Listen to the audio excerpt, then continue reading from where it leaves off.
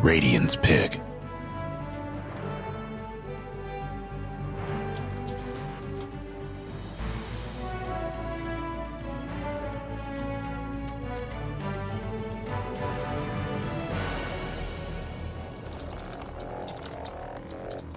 Game 5. 10 seconds to go. Hey. Game 5. Dyer's That's pick. right, everybody. It's Imbecile. ESL 1 Summer Dyer's 2021, powered by Intel. T1 VP Game 5. It's actually happening. People always speak the legends of Game 5s, but how often do they happen? Quite frequently, actually. Not the last major, the one Radiant's before pick. that. Yeah. We did have the question mark Yeah. major. Right. Yeah, but now this time we haven't had any punctuation in all chat, and we got Game 5. True. Curtis, what would you like to talk about? We rudely cut you off, and I knew that you were bursting with information Bubbling. about game number 4. Go for it. The floor is yours. Well, I want to talk about T1 because I 10 think seconds to they're go. really good at identifying their opponent.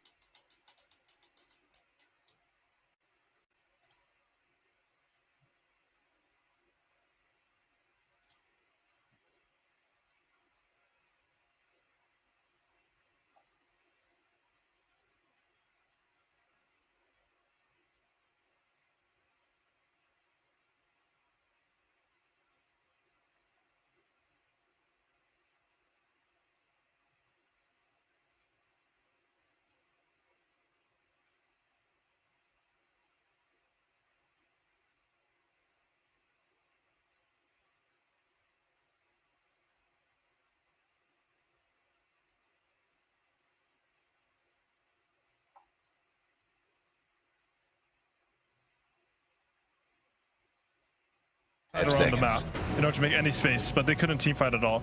I think in games 1 and 4, the ultimate way that T1 were able to take those games was they out-team fought Virtus.pro. You can't do that if you don't have proper frontline and proper kiting.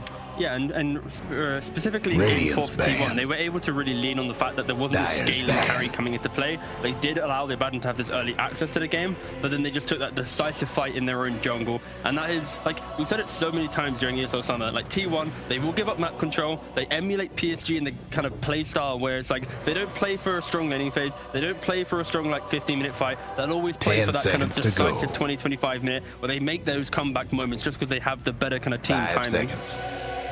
And Curtis, you were mentioning in the last game they were able to shut down GPK's farm. Was it mainly the Axe? Who was to credit for being able to recognize that Lina was the issue? Because same thing in game 2, Lina was popping off first pick, but in that game she was able to get all their net worth that she needed. I think it was a combination of them knowing who to target in the team fights, but also just having a Nyx. Nyx made it a lot easier. We even saw, I think the casters questioned it whether Avalon Dyer's took that pick, Aegis. I think the Radiant's next pick. team fight happened and Lina died. Even though Faceless Avalon lived Void. with the Aegis. This means that Lina doesn't get to scale. Lina's a hero that you need some base items before you can start playing for damage. You need use BKB travels. There's a lot of gold that is only basically plus 34 damage. It's once you get that Daedalus, the Desolator, MKB that you really start popping off with steroids. 10 seconds to Also, go. Cuckoo on his axe, he did absolutely pop off where being able to like hit 5 these 2-3 seconds. man calls in these kind of closed off areas.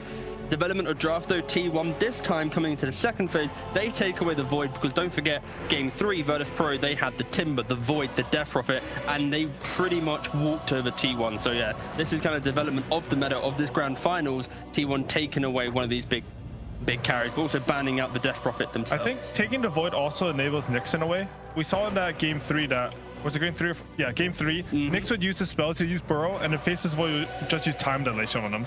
And he was just a burrowed creep. That's true actually, yeah. A burrowed creep. This also gives you a lot more team fight to back up your Leshrac. I think part of their game plan this game will be whoever plays the Leshrac will sort of be ready to edict those towers, and he'll have a lot of stuns and team fight behind him with the Nyx and the Faceless Void. The question for VP is simply, how do they want to answer the Void? Is it by playing for a quicker early game, but that's not how they've been playing the tournament thus far? Or is it by maybe adding in some saves, adding in some ability to annoy the Void where like his early chronos aren't going to be as clean? How about a Wraith King, where you kind of solve both things? You can take on early aggression with your skeletons, or you don't need to Dyer's save if you pick. have a built-in save of the Aegis. That would be the Volker. go-to. I think T1 should be aware of that. Yeah. You now get the Invoker. 4-8 có đài, Everything is a classic for the faces void. đài bắt rồi. Normally, I would consider Invoker to be like a Time denial out of pick, this. but that Are you doesn't guys feel like a gonna very play the call-y game? hero. Even though I love Cataclysm versus Chronosphere. He does play Invoker. Okay, he does. 10 I mean, seconds Raven's to also go. called. So, but he did play his Radiant's last ban. Invoker game quite well. That's right. I think VP, last time they played against the Knicks, There's the Wraith team. Yep. last track, they actually had Invoker then as well. They picked Oh, yeah. Invoker Wyvern, I can't remember, but a little bit of stun coming out the Wraith King with the Invoker. I'd like to see a cost flex Invoker this game, pretty much always for Dyer's me. ban. But if it connects with the Timbersaw, I can think we can see Radiant's something ban. similar to the other VP Timbersaw games where he's starting to pressure the carry and kick him out of lane. Yeah, like T1, they really struggle with just pushing out lanes right now. Like they have really good team fight on paper, but getting to the point where they can set up the lanes to be able to take that decisive team fight. Like the reason why they are such a strong team is because they pressure these objectives, force their opponent to 10 be there, seconds but they to always go. got some other core out in the side lane, pushing in the lanes, making that team react, and then they have numbers 5 advantage. seconds. This isn't really going to happen with this lineup. And that's why I think VP, they're confident with this, like just a straight Wraith King pick, because they're going to be able to pair the Invoker with the Timbersaw in the lane, Alacrity the Catapult, go take some towers. Wraith King farms behind, then joins in quite quickly. Because once again, it's like T1, they aren't really invading the jungle, but their team fight is immensely strong. T1 bans out a little bit more team fight. They take out the Disruptor, Eastern European Classic, and showed up last game. Not to much success, though. But they already showed their carry. It's not going to be a Lifestealer or a Juggernaut, so they don't want to have to deal with getting glimpsed into Static Storm. So some other support is going to have to come out, which is rare. Usually these last phases of this entire series has felt like always cores, not supports. Honestly, I wouldn't mind... do I want to say Oracle? I don't think I do. I'm trying to think of what VP really wants in their 5 position. Like, do they want to go more lane-centric, where they try and find kills against the Nyx Leshrac, but Lesh having a high move speed, Nyx being high armor? Like, I don't think you're going to be killing anything. So I wouldn't mind VP opting for a more defensive backline support, enabling these heroes to try and kind of survive throughout the fights. Dyer's ban. Yeah, the Oracle is a possibility. Pretty much anything that secures the lane for Wraith King to be happy with. I think Oracle might be a tad weak in the lane, but he is very good for the game. He will give you that Radiant's save for pick. Chronosphere. He'll make it so Invoker can actually cast some spells in the fights. Yeah. They ban out the Grimstroke, some other Kingslayer heroes. He Grimstroke picked would've up been good actually. ET. One that they banned it. Wait, which one? Grimstroke would have been good. Oh, yeah. Of course they banned it. Why would you have liked Grimstroke here? I think they need a bit more damage, a little bit of oomph. How 10 about seconds like a to Witch go. Doctor or a Jakiro? A little bit more oomph in lane. And then 5 against the Void, seconds. it's really annoying to play Void to play Dyer's into. big. Witch Doctor seems pretty good. I think Oracle. they usually play a lot of. Oh, they just go for the Oracle. Okay, All right, Oracle. all right. Good Nice. call on that one. Now Thanks for the high five, Howie.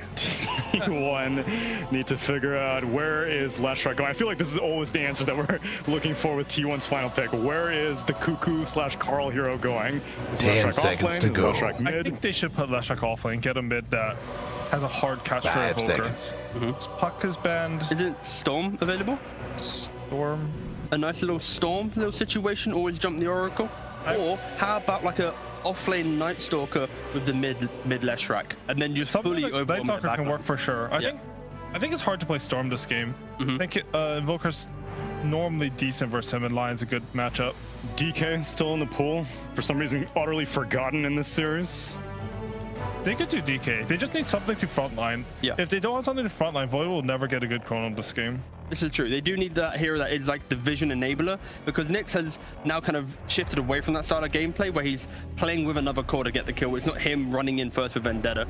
And in the big team fights, they do like that hero with confidence who walks up the high ground and says, look at me, hit me, and then that gives the Void and Warlock entry to these bigger team fights. They do have a full minute to talk about their pick. I guess Storm could work just because if they need to pick a hero that they're confident can deal with the Timbersaw, I think. Yo, Cuckoo Because right just- now they might get run over by Timbersaw once Yeah, this again. is true. This is the big concern. Like, they have so much team fight, this whole mid-game centric lineup, but my fear is like that wave clear in the early point, like the entry to the game. This is what this first phase Timbersaw always put pressure in the draft, and right now they haven't perfectly answered it. They're more about survival, but that's kind of the T1 philosophy in this entire grand finals. Survival, then dominance. Definitely seems like they know what they want to pick. They're just psyching everyone up. Cuckoo definitely gave a everyone relax, I got this type Putting hand. the shoes on. He's you know. putting the shoes He's on. ready. He's putting those brown boots on. Oh, now he's not ready. Nope, You now guys he's ready. good? You guys good with this? What is it gonna be? This is it. Stop panicking, Cuckoo. Oh, no. What? No. You need a pick. Come back. Take your pick. Okay. Okay. I've just made a loud noise just for fun, but let's think about it. Okay, so Broodmother's a hero that you really need to answer in two forms. How do you kill it in laning phase, and how do you defend the tower? Right now, VP has no answer, I think, to killing the Brood cleanly in laning phase. They have the answer with defending tower with the Timbersaw, but yeah, just the entry to the game, Brood will have a pretty decent time. And what's the lane situation? It's Brood plus Nyx. Warlock? No, Up Brood, with Nyx.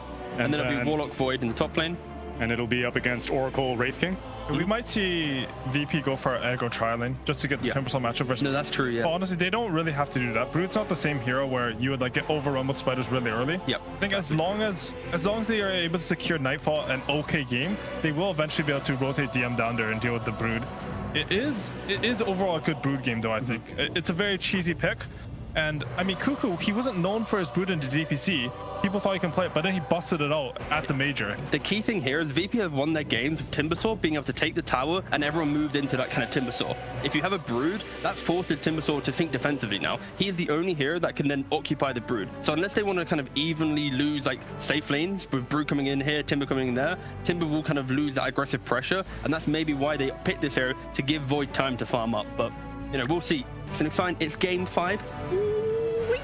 Yeah, both teams seem to have pretty similar scaling across the board. The offlaner is going to draw a bunch of focus. Timber on one side, Brood on the other. Your mid laners, you got the Invoker and the Leshrac. Pretty similar power spikes, and then Wraith King and Faceless Void another direction. Yes, we really need a whiteboard, honestly. Like, I think right now if we could have drawn some arrows and stuff about the shifting of map movement and stuff, that would be amazing. But luckily, we don't need to do that because Those have been outlawed in Dota 2. Unfortunately, we won't be drawing on them again. But I've brought you the premier casting duo you could possibly ask for. That's right, it's Sunsfan and Jenkins for game number 5. All right.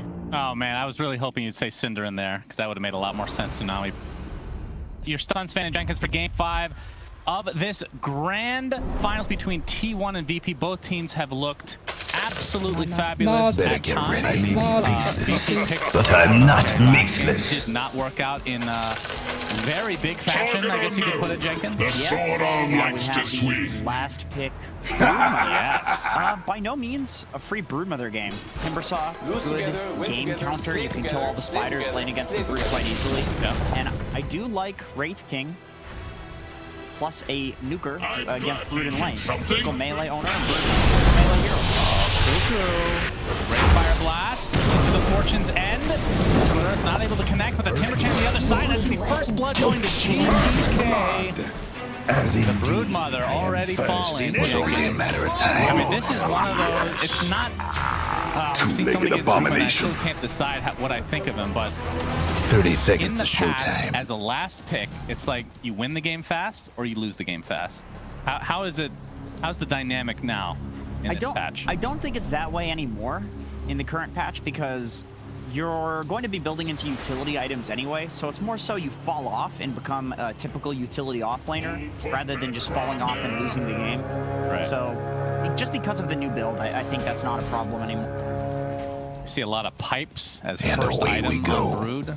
Aghanim Scepter later. I mean, a lot of choices after the fact. As the EMP come out, Splitter is going to hit onto Nightfall. Fortune's End though. Gonna keep the Nyx Assassin in place.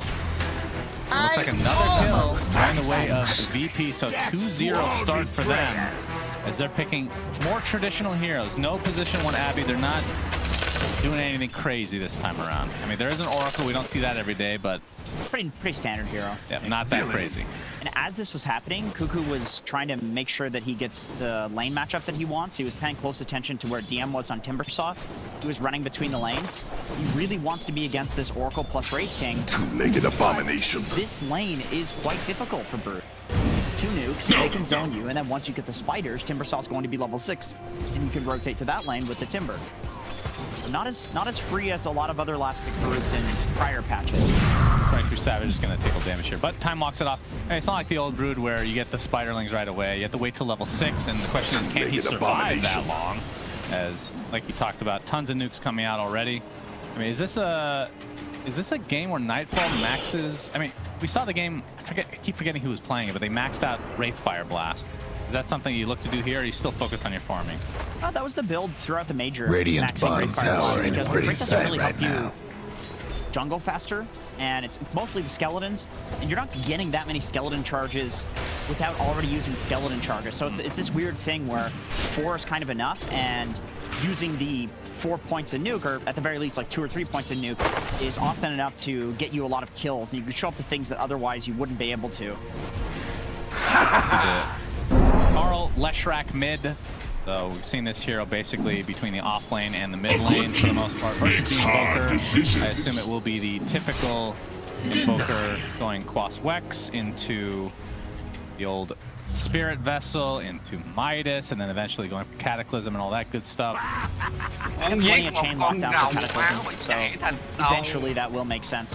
Whatever he builds into, eventually Nags will come out. Carl, Very death. okay. Have a little Okay. humility. Gets a bit basically handed to him there. Slay together, slay together, slay together. That was interesting. And a lot of that comes from the fact that Carl is the type of Lesh mid player that he holds his points to see if he needs to use Lightning Storm, and usually he'll opt to go for more points in Edict just to do a crap load of damage the moment he hits level 6, and that gives him the ability to take towers. But in that situation, you can see it resulted in him getting a lot more than a traditional Leshrac with Lightning. See the EMP come out, GPK, like, let's connect. So Carl at half mana already, even though he just got back into the lane. Cuckoo, on the other hand, 6-1 in terms of CS. I mean, what are you even happy This with? would make a great Like, at what story point, for me. like, does it really Wish come you down were to that level good 6, or is it more getting the webs up to a high degree so that you can Deny. actually regen enough to withstand this burst damage? 6 is important because even though DM's likely going to rotate to his lane on Timbersaw, still it's not a good hero for chasing around the spiders. Timbersaw's good at sitting in lane and making sure that the tower's never going to go down, but you're not really quick enough to deal with the brood spiders in the jungle, and so Kuka's going to be able to farm as soon as he gets level 6, and that's going to push these heroes that could potentially kill him out of the lane, and that's the problem right now. Two-legged abomination. So scared of this double disable combo between the Wraith King and the Oracle. Whitemon harassing a bit with that Fatal Bonds. Another combo here from VP. Not going to be enough for a kill, but Cuckoo A at tie least to get the some XP impurities. here and a couple last hits as well. Zephyr actually pulls an entire wave, so he went the just cut the wave and brought it around through the river, I assume. Help get his brood a little bit more XP and gold since he is kind of struggling right now. See if he can get some last hits onto the tower, though. Still going to be pressured, though, in the meantime by Kingslayer. See the Impale connect, Nightfall, but just a little harassment back and forth. Nightfall, of course, will be able to go to the jungle at some point if he really wants. I mean, is it more dependent on how your lane is going if you even bother going to the jungle? If you're getting free farm in the lane, you just give it up to an ally still, or you just stay?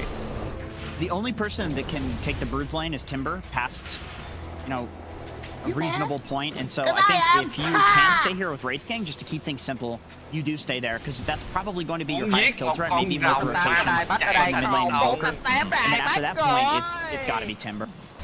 But we can see Zephyr went for a really cool build here. He went for a second point in mana burn to prevent the double nukes coming out. Okay. It's just to make Kuku's life a little bit easier, because Wraith King obviously can't press his stun if he has no mana for it. And there's no point in going for the Carapace, because Zephyr's not playing the lane, so he's just going to mana burn, help him out a little bit, and then leave and give Kuku the solo XP. Yeah, it's cool to see these new the skill builds being based off of how the game is actually going instead of just pigeonholing yourself into the same build. It's I right. No, 99% of pubbers, including myself, will do. Maybe you should make a video on that with some extra arrows, just making sure that somebody A watches. moment of silence for the Dyer's courier. Taken out, Whitemon's courier that is, by save. He's gonna take some damage on top, but nice some blocks coming out as DM making his way in the vicinity, looking for the Timber Chain opportunity. There we go, and this looks like a kill on the way of VP against Radiant's top tower is taking hits. and 23 Savage trying to help out his comrade, but ain't happening. Beautiful body blocks by Save, ensuring that when that creep wave is being tanked, there's some sort of punish for it, and it makes enough space that DM can come over and get a free kill. He's on level 6, and this is when any lane that Timber goes to, he's going to have an advantage against Lesh. Zephyr with a very uncharacteristic miss on the Impale. How about Paying the that? price with the Cold Snap EMP combo. A bit of the punish for not having Spiked Carapace, not That's as true, yeah. slippery as a typical Nyx would be at this point. Also, sacking those levels to Kuku's Broodmother means that Zephyr doesn't have the levels he's used to playing with. See some action top lane. Chakram is there with the setup from Save. Not enough to kill Whitemon yet. He's trying to get off the fatal bonds here. DM is pursuing him from behind. You see the Hex. There will be another kill on the Whitemon. Radiant's mid DM tower comes to hand. is pretty freaking farm right. In Dire's fact, top all tower. 3 cores You on know the VP drill. are top net worth at this current point. We were all thinking with the last pick Brood, what do you do to deal with this hero? But What do you do against Timbersaw? Oh, this might be it though. Yep, we see the Lesh coming with that Chronosphere set up into the splitter. Enough massive damage to that is a huge kill for T1. They desperately needed it. DM is going really far up there because he had the catapult, so he wanted to take this advantage he had in lane and turn it into the tower. But Lesh, great hero dealing with the Timbersaw. Once again, Batrider and Lesh are the 2 best heroes for laning Dire's against mid him. tower use a little help. Yep, Zephyr might be caught out again. Cold Snap.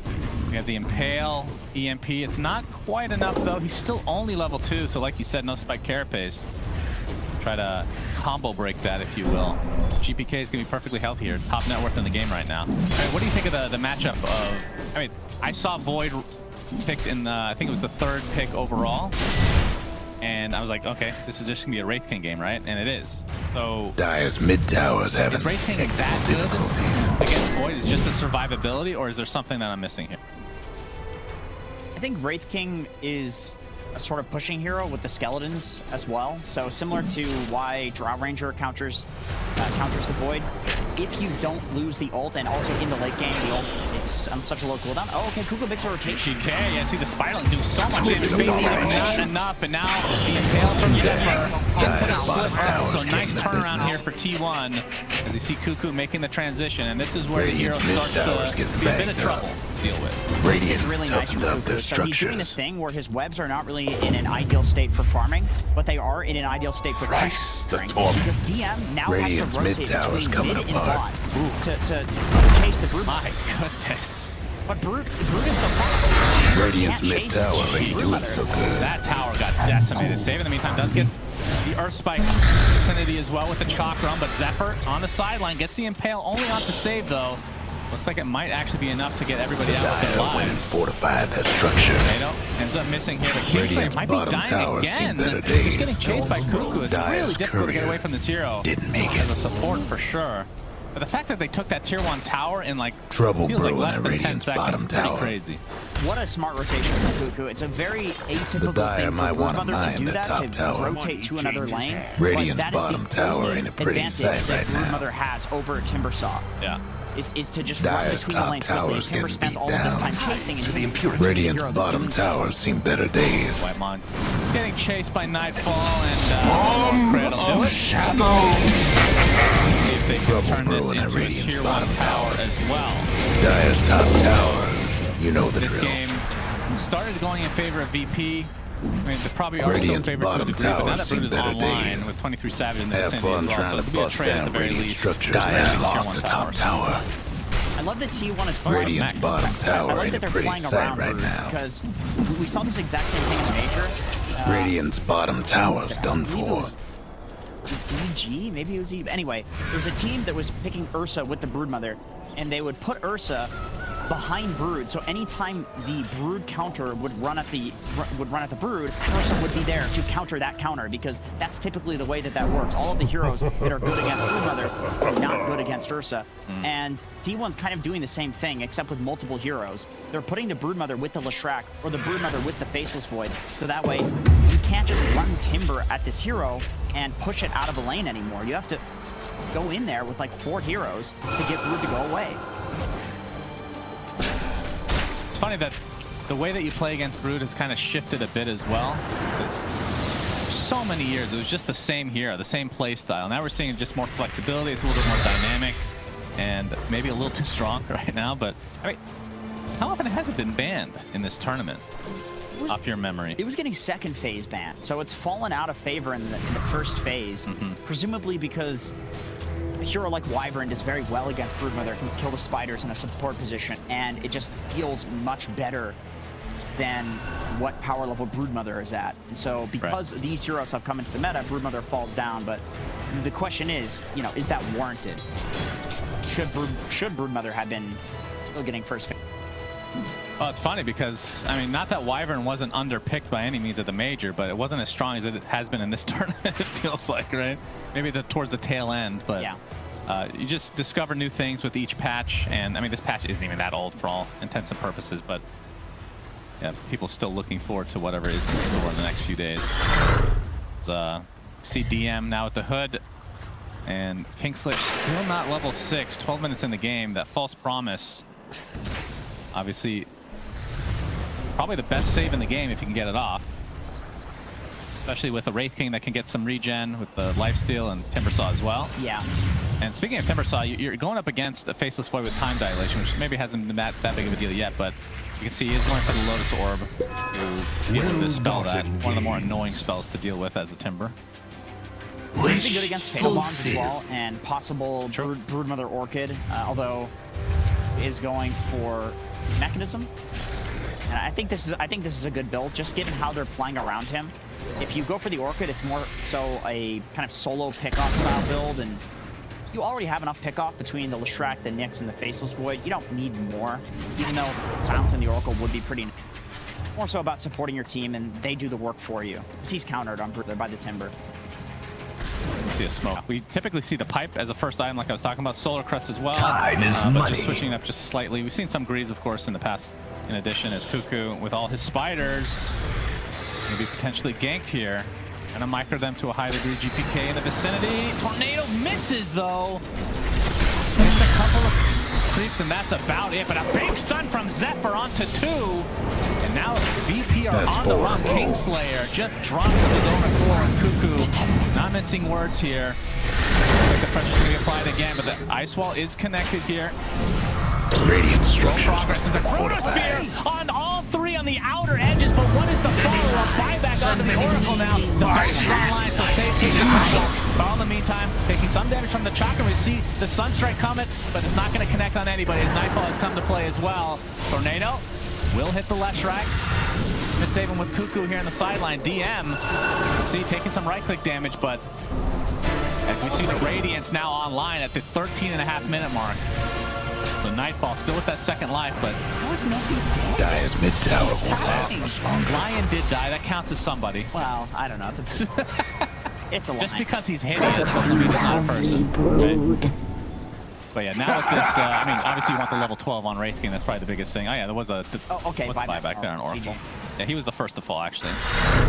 But yeah, that was an incredibly good chrono. As looks like the Impale is gonna just miss here. The chase is on. Trying to get control of this jungle. Chaotic Offering being faked out. GPK doesn't have a ton of mana to work with, and Nightfall still only with that level 1 ult, but running in. Gets that Red Fire back to his Dire's feet. courier Spelled there by the Vendetta, or dodge, I should say. He's going to get bursted down between the Chakram and the Finger of Death. So VP getting full control of their jungle again. It's a little out of position there. You know, expecting that playing near that high ground is going to be enough to keep Cuckoo alive, but there's so much disable coming from the side of VP. And with Nightfall picking up his Radiance, they're super comfortable taking almost any fight, even into a high ground. They just want to punch people, right? Chrono being down. Yeah, it looks like Nightfall is going for the SNY. So extra status resist, which anything against Chrono, obviously, but that's why you pick Wraith King to counteract the Chrono. 2 SNY. Almost certainly a candidate. It's been nerfed. What do you mean? Not enough. I don't know. I feel like it hasn't always been SNY. It's just Sage into anything. Well, that nerfs it. I mean, it's half. Although I will say, Halberd has not been picked up very often. Oh, that's a bad item. Yeah, I don't know why. It's expensive. It doesn't get more status resistance when you level it up. Every other Sange item does. Oh, is that true? Yeah. Okay, fair enough. No need to get angry, Jenkins. I'm so sorry. Your passion for the game has already been noted. And your passion for killing birds as well. Don't get me started about that. I won't. Don't worry. I never want to hear that again. They don't even exist. Okay. Sure. All right, we have the plate mail on Timbersaw here as just a perseverance away from finishing the Lotus. And yeah, looks like Wraith King is top net worth though, so 1K advantage for him, but the next 3 cores, or the next 3 on the net worth list, I should say, are on T1 side, so double desolation is going to have a pretty big impact on the game. And who would you favor for Rosebud? Probably T1. It's mostly just the Warlock and the Fate Void that make that. I mean, if you eventually get the Leshrac Aghanim Shard, then that's a fairly big deal for Well, Roche. I guess VP kills Roche faster, but T1 can defend it better. Right? True. Or fight Yes, into it better. for sure. See the Split Earth Ag Shard, which I'm sure we'll see at some point. Started as a meme and then got buffed, and now it's incredible. The Dire might want to mine pretty their good with top Chrono. tower. You're guaranteed. You know, you could. Radiant's stun, mid you could tower's Chrono getting into banged up. multiple stuns, and I'm sure one of those. will be Dire's timed top that tower's getting follows beat up with down. Yeah, and they do have, I mean, if they get a big Chrono into a Fatal Bonds with Chaotic Offering, if it's layered towards the tail end of it. The Dire with might that want to splitter mine their top talking tower. about, that is Dire's their version structure's of looking Lama Combo, not too fortified. bad. Is Impale going to connect? T1 trying to surround DM here, but he is super tanky.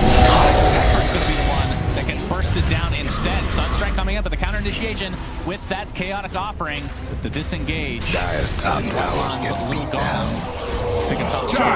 Kill. We see these little like mini fights, and only like one person dies, 2 people at most. T1's very confident that they have this backup of Warlock ulti and the Chronosphere as well. This is why they're playing so aggressive, because they know that even if somebody dies, the fight can be turned with one of these 2 abilities. And DP, they're playing very safe. They're kind of only frontlining with Nightfall for the most part in these fights, sitting in the trees with supports.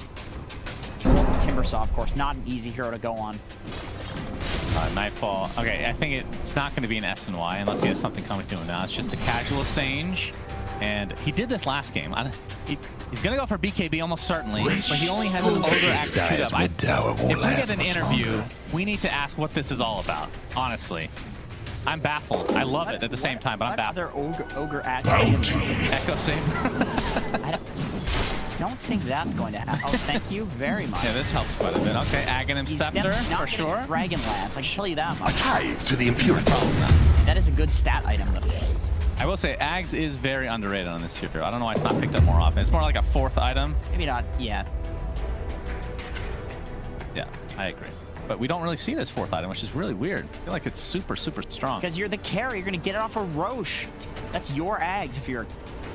We haven't even gotten 1 Roche yet, so it's going to be a long game. We're playing for the 60-minute mark.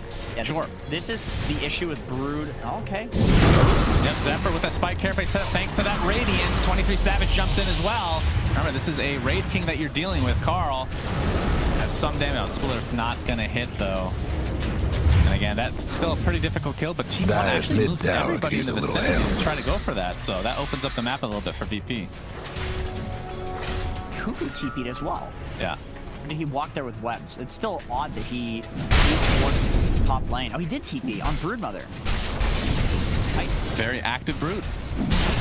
I kind of like this, because the problem with off-lane Brood on the Dire side is that you play in the enemy jungle and then you're nowhere near Roshan. The advantage of Radiant Brood is that you get Roche by virtue of playing where you already want to play on Radiant. And so I would like to see him moving his webs more towards the enemy triangle if he can. Guess Of course, what's it's not the happening to easiest thing to Dire's just play in the bottom enemy tower? triangle, so just a bit of a TP. Yeah, so he got that mech and then straight into pipe, so hasn't finished the Greaves yet, but I assume that will come at some point in the game. And it's a pretty expensive recipe, but do you have any good dispels this game that would make you want, I guess, Cold Snap? Is that it? Dire's mid tower's Whirling having Death? I mean, not that technical that really matters that difficulties. much, but is that buff dispellable? Yes. Okay, excellent, thank you. So yeah, maybe not the highest value Greaves, although the regen that you get when you're low is pretty Right. freaking valued. That's kind of what I'm thinking. It's the aura is really nice against this damage over time. Oh, that's a waste of drop.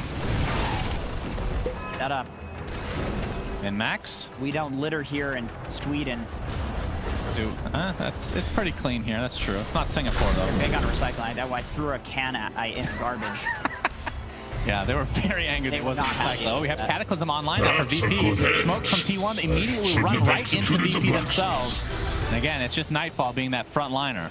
I'm not sure if VP wants to necessarily fight without this BKB on Nightfall, but I mean, it is a very even game, so it all depends on, I mean, again, from a team fight perspective, T1 does have good in theory chrono into whatever else that we talked about. But it does take some execution. We have some TPs down here. Cataclysm a little bit early. Not really going to hit anybody. The Chaotic Offering is only going to hit one because of the Yule Step on the save. And now the Chakram comes out. Nightfall can miss the thing. Oh, big Warlord down into the Timber Chain. Pulls up instantly on T1 side. And now they are on the run. DM opening up a can of whoop ass on this Timber Saw. And that'll continue onto Whitemon. Rate Fire Blast applies and crits him down to the ground.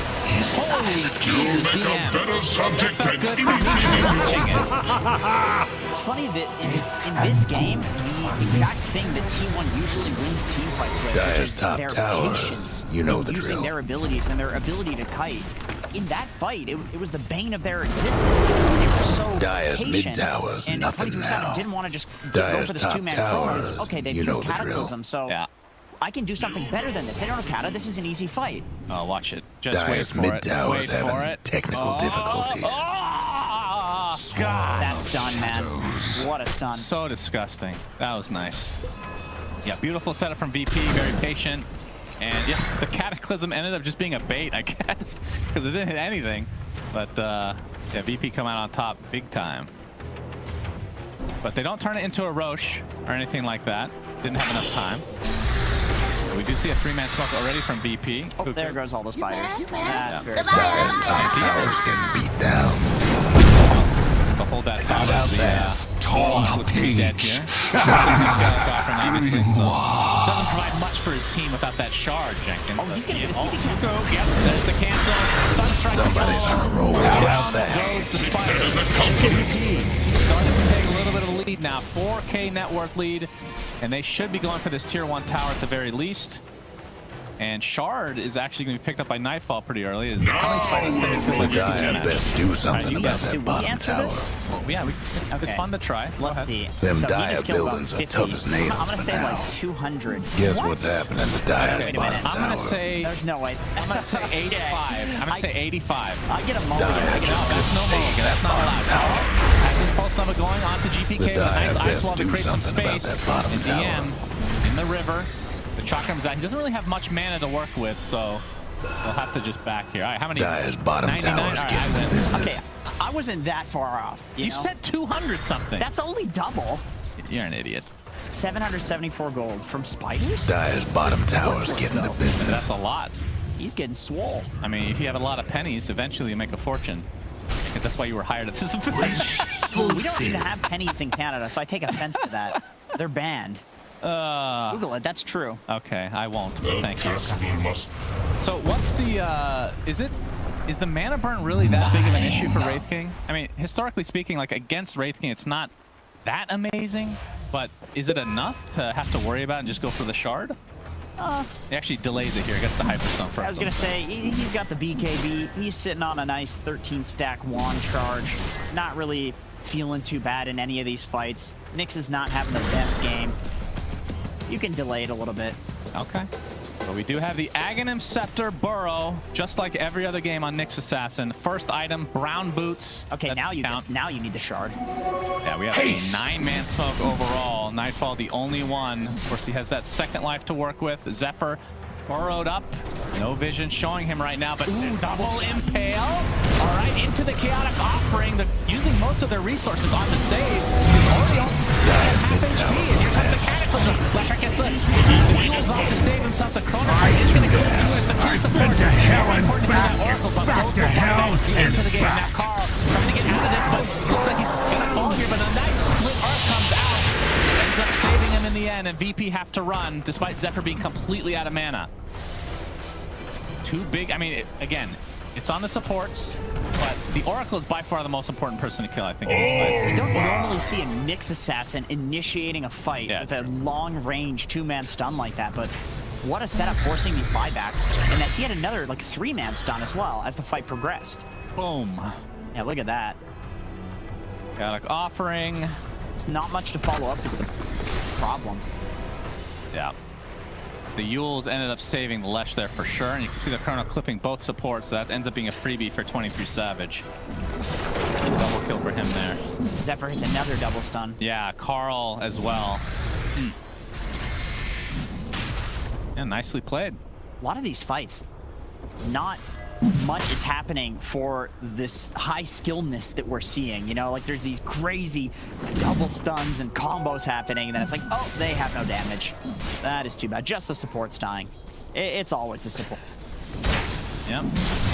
It used to be worse. You get, All fear you get a is lot of gold fading. these days. I mean, we're actually seeing supports get more than just a brown boot wand. So just be happy. Ah, those were the days. Yeah. Brown boot stick. Yep. 10 centuries.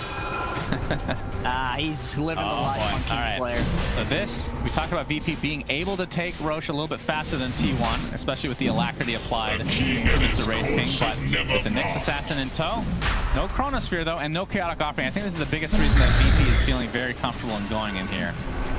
Chakram is going to be helping out as well, but the Spider's going to be used to scout this out a bit. Roche basically at half Radiant's HP now. mid-tower Might could want use to a just hand. continue to solo this if he really The wants. Dire might want to mine their top tower. So there is some capability from T1 side to jump in and try to steal this. As Zephyr's going to be spotted out. There's the dust. Chakram to follow. So much damage reduction.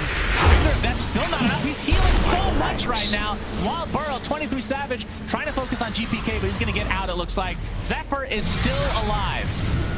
Chakram, Spike Carapace. Eventually, nope. Okay, DM running out of mana now.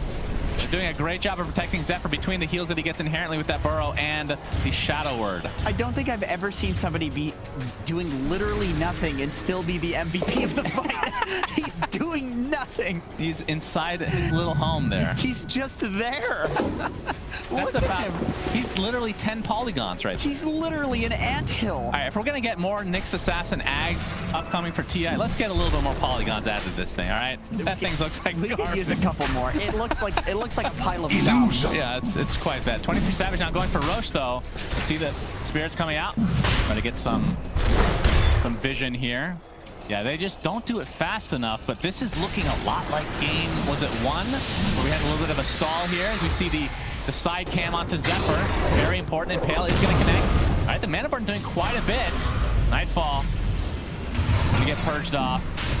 He's ready to go back in again. Keep an eye on those polygons on the bottom of your screen as Roshan's getting quite low.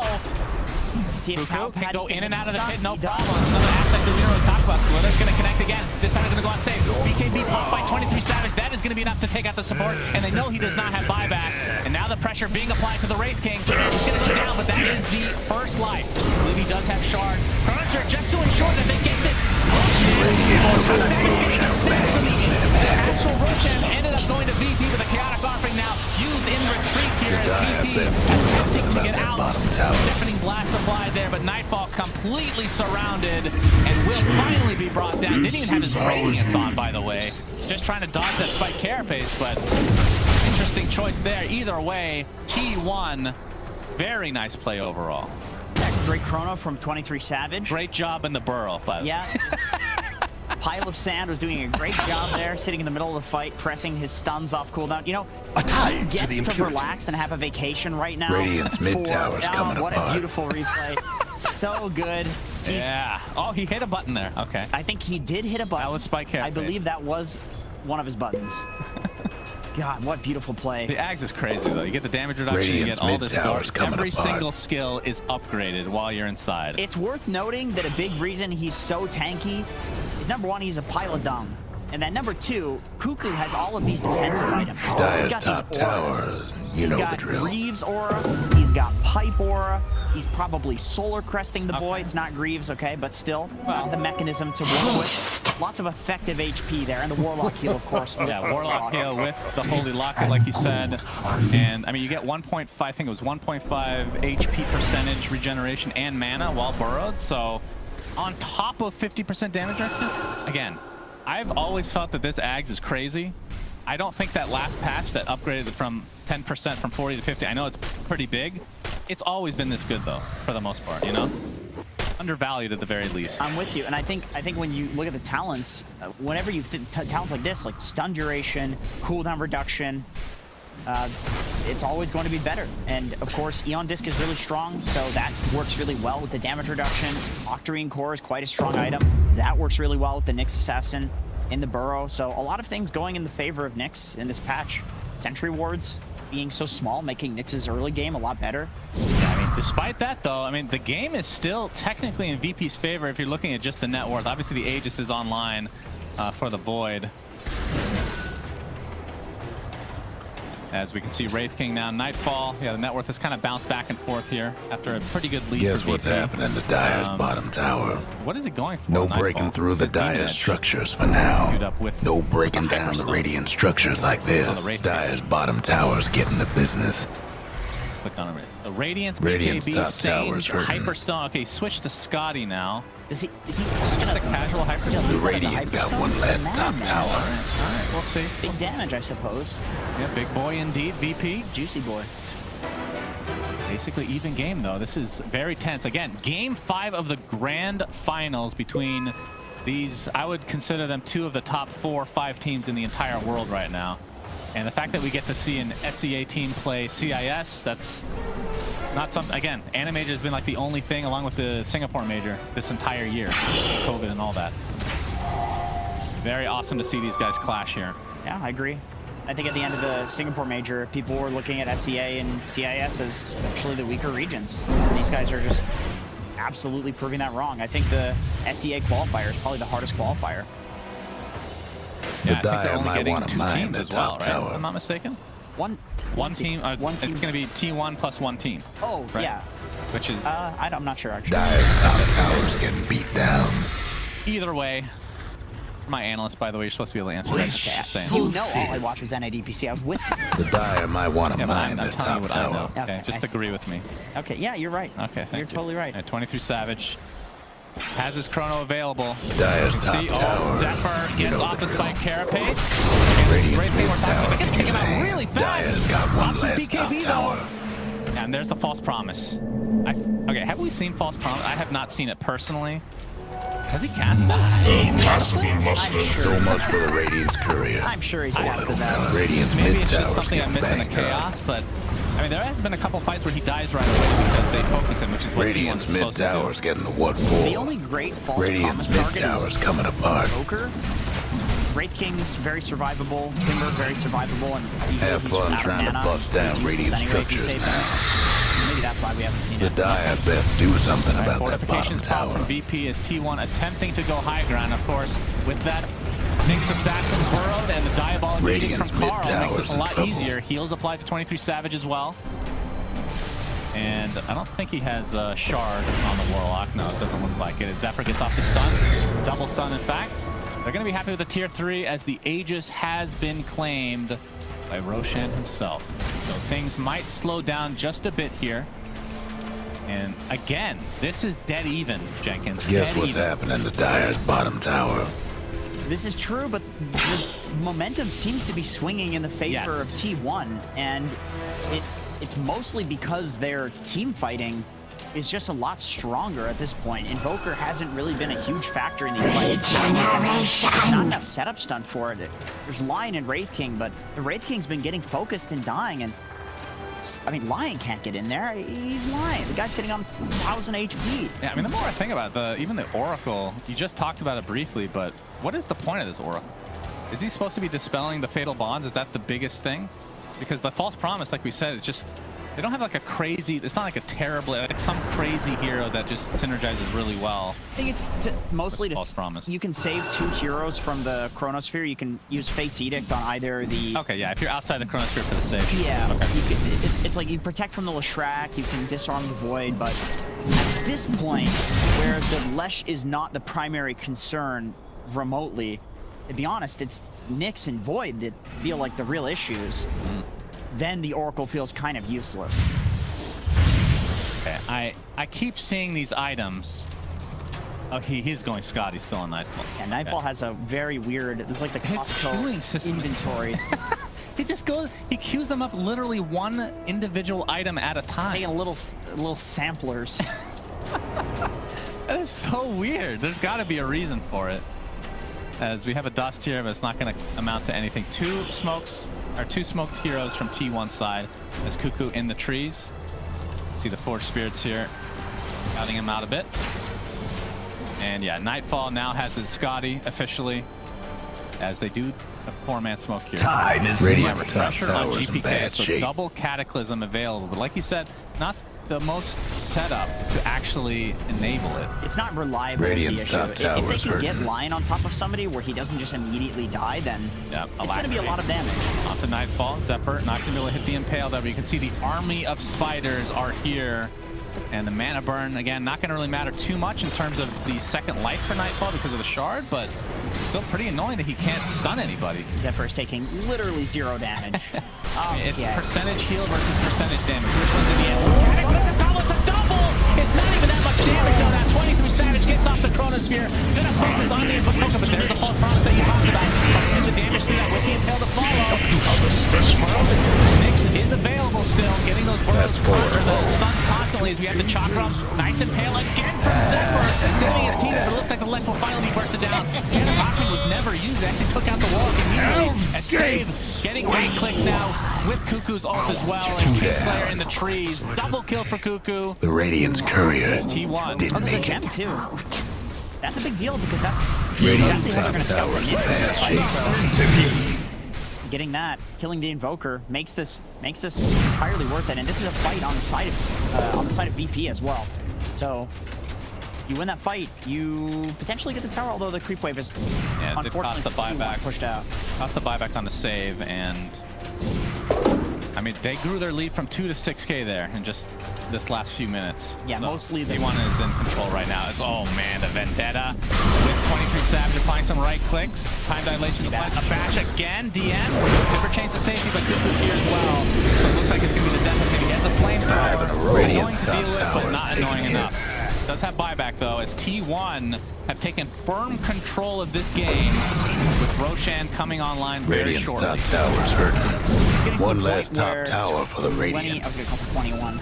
21 I'm Savage. surprised I haven't done that once before. 23 is the real issue. Everybody Dire's else, bottom other than tower's getting Zephyr, the who is business. providing all the lockdowns, they're not really needed for damage. It's just 23. Yeah. Even without using the Warlock ulti, they win the fight. The Dire gave up a These bottom tower. cataclysms haven't really amounted Radiant's to top much. tower is taking hits. VP. And they actually just opened it up with it too. It wasn't like in the middle of a fight where it was already chaotic. It was literally the opening. As the Roshan number 2, T1 is going for it. VP not in the vicinity. And we can see, of course, there is a shard available. I'm fairly certain, by the way, that the reason Cataclysm didn't do that much damage in the previous fight is because of all of the spiders. I think the spiders are soaking up a ton of the damage. Okay. And Cuckoo didn't have a web in the position. It was kind of awkwardly placed. The spiders were soaking up, and I don't know if he was doing that intentionally. If he was, that's some god tier, like big brain stuff. That is actually crazy. It's just soaking up the damage. Wow. Well, Aegis now onto the Lesh.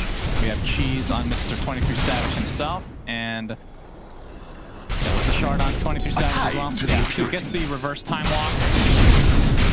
And of course, just by default, his time walk will have 400 extra range. It's always nice. Classic. Of course, he's going to be playing for the where he can pick up an Ag in himself. Oh yeah, of course. As a greedy carry player, he will never be caught dead buying that himself. Yeah, of course. Oh, GPK actually pops his refresher. We see the Cataclysm come online. The Meteor is there with the Spike Carapace, and yikers. It's doing no damage. Is that a... Did he Cataclysm and then Refresher Cataclysm, or did he just Refresher Cataclysm? He Cataclysm, then Refresher Cataclysm. That was the double. It's just, once again, it's getting soaked up by creeps. It does significantly less damage when these creeps get hit by it as well. Well, who knew that? Counter. That's so strange. That is such a random thing. As T1 very close to winning this tournament in this best of 5, game 5. They get that mid-rack. Invoker's dead for 45 seconds. So this, I would think, is a minimum 2 racks. Of course, the tier 2 still on top. In that bottom line, 3 heals. Saves, takes a tumble, big impale. Only connecting on one out to the big after all, but there's the save onto DM. He can go back to base, but now the pressure is onto the Raven. That is the first life to come. But 23 Savage wants to go for the support. Doesn't get into the fountain, though. Completely surrounding Wraith King. 3 dead. T1 look to be winning this in great fashion. Radiant's toughened up their structures. Fortification is popped. They want to play it safe, considering they don't know the buyback situation potentially here. You can see T1 finally not smiling, though I love it. They're taking this very seriously, Jenkins. Yeah, for once.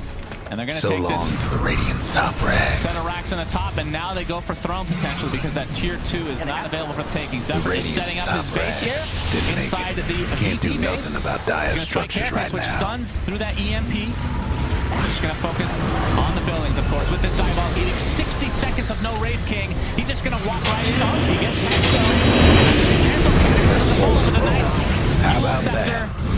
Use that Yule Scepter, Radiant's actually. mid tower. Could use a Radiant's mid tower. Are you serious? I was going to say, we finally get to see it. Since tier 4 tower Radiant's looked to be mid tower. falling, you see the Radiant's mid tower. time walk reverse from 23 Savage, and it looks like T1 are going to be taking this game before Raid King can even respawn. How about T1 looking that? so good. Another Cataclysm, but that one actually did decent damage. It is over. T1 ESL 1 Summer 2021 Grand Champions Jenkins. Yeah, they're a few $100,000 richer now. Yeah. And good lord, good Gaben, did they deserve it? Good Gaben. Yeah, they get 175,000 just for them, but they looked so freaking good this whole tournament. You got to give a shout out to VP because they're the ones that didn't look good in the major, but they took this to 5 games against a really proven T1 team. But congratulations to them. They played unbelievable. As the Oh, there they fireworks. go. Okay. My God. I was not informed that was going to happen. Shotgun. Anyway, congratulations. Congratulations! T1 champions! Take it away, gentlemen. Please. That's right, T1 indeed the champions of ESL 1 Summer 2021, powered by Intel.